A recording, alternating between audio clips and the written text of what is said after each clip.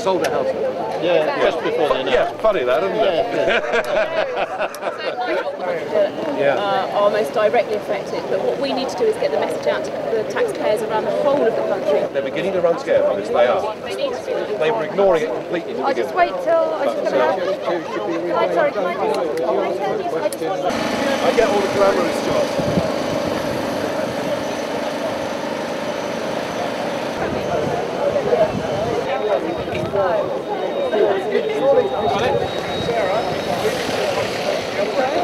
The HS2 campaign has put the government on the way. Don't forget the HS2 protest, it hasn't gone away. You know, right up and down this line, people are absolutely furious. Furious about the route that's been chosen, and furious about a potential bill for £32 billion. So this isn't going to finish, and there is a very strong message here to the Conservative Party in particular, because they hold the seats up and down that line. And if you look at recent by-elections that have been taking place in those counties, they're beginning to lose votes on the HS2 issue in really big numbers.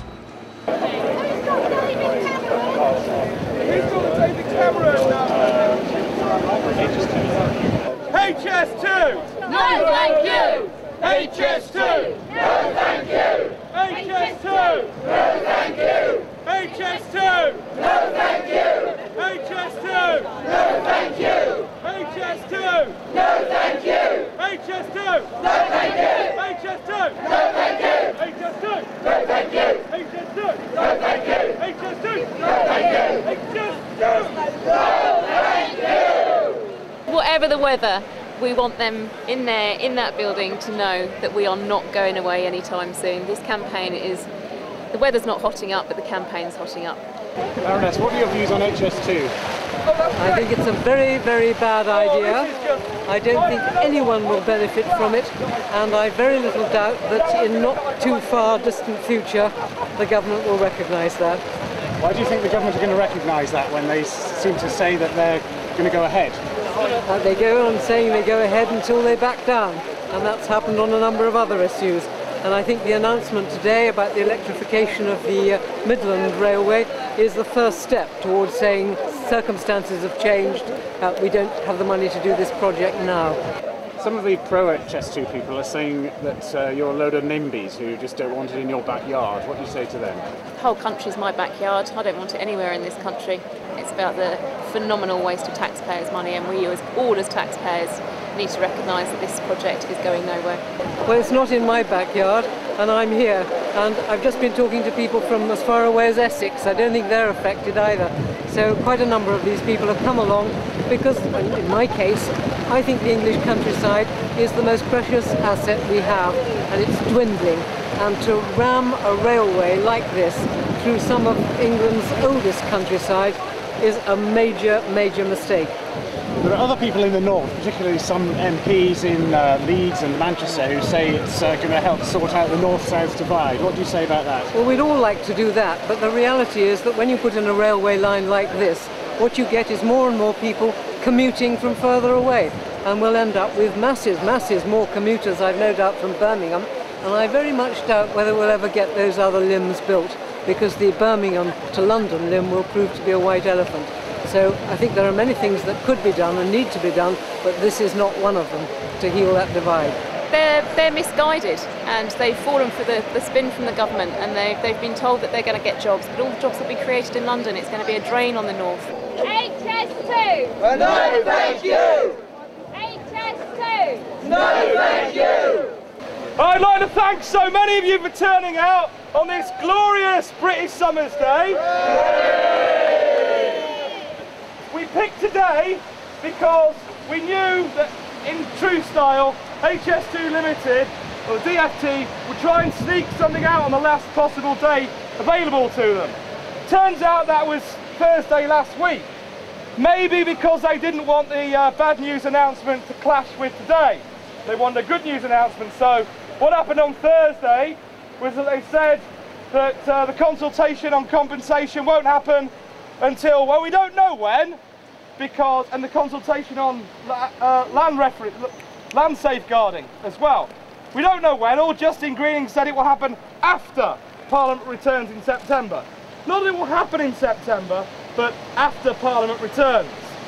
What that likely means is that we're going to know what the Y is, stage 2 to Leeds, Manchester and Heathrow. They will have to be announced before that consultation, because obviously the same package will apply if HS2 goes ahead to stage 1 and stage 2. Now, we came down here to send a message to government, and they've decided to bugger off up to Smethwick. Because today the government are announcing or re-announcing parts of apparently a 9 billion rail investment, bits of which we already know about: the East-West line, the electrification up to Cardiff on the Great Western. But the main one that's important for us is the announcement to electrify the Midland Mainline at a cost of just £500 million, all the way from Bedford to Sheffield. Now, why that's important for us is that we all know that the case of HS2 has been sinking for months, well, for years. And what's happened today with the announcement that the government have made with the Midland Mainline is shoot a bloody torpedo through it.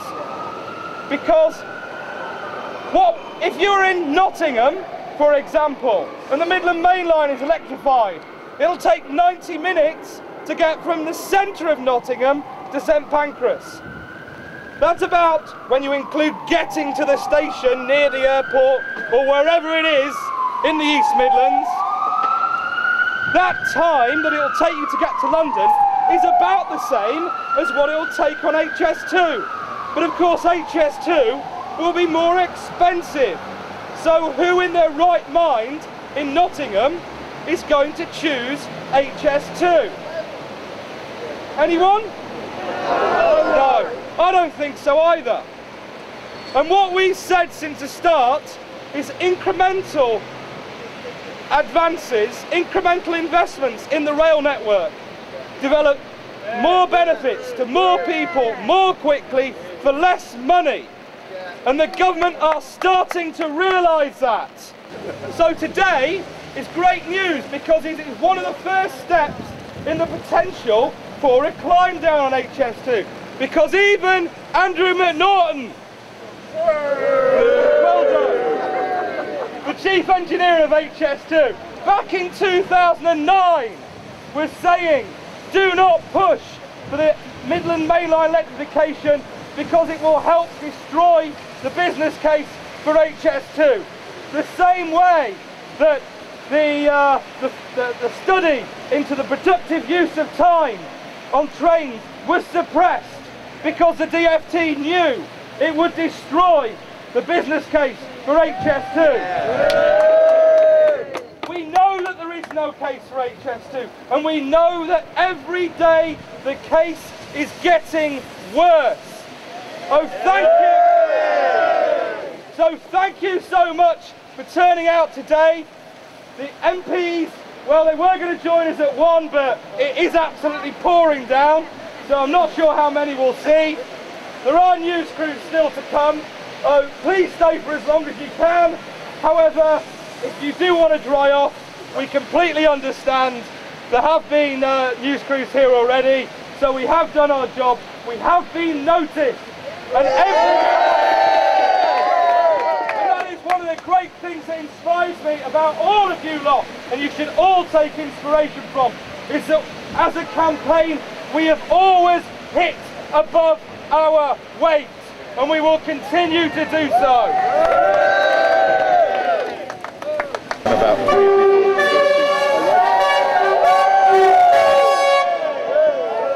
Oh, he's been waiting all day. Right, who's Nick Hurd's constituent?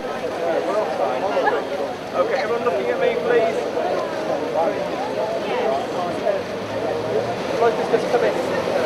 Just looking at me. Can I get your attention as well?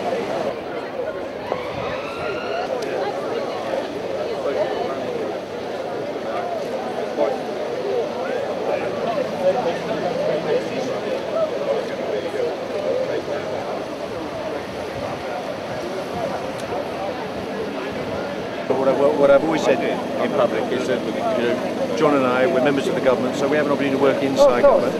And you've got the Hillingdon Council doing what they've got to do in terms of the judicial review, campaigning for it to what you want, which is for it to stop. And between us, we are putting the pressure on the government. Because there is no environmental case. Companies and bother even argue with the environmental grounds. It's an economic case, and that is, as many of you said, is getting thinner and thinner. You wouldn't be smiling. It's something to smile about.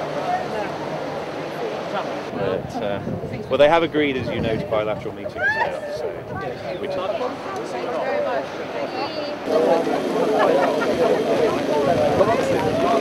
It's a great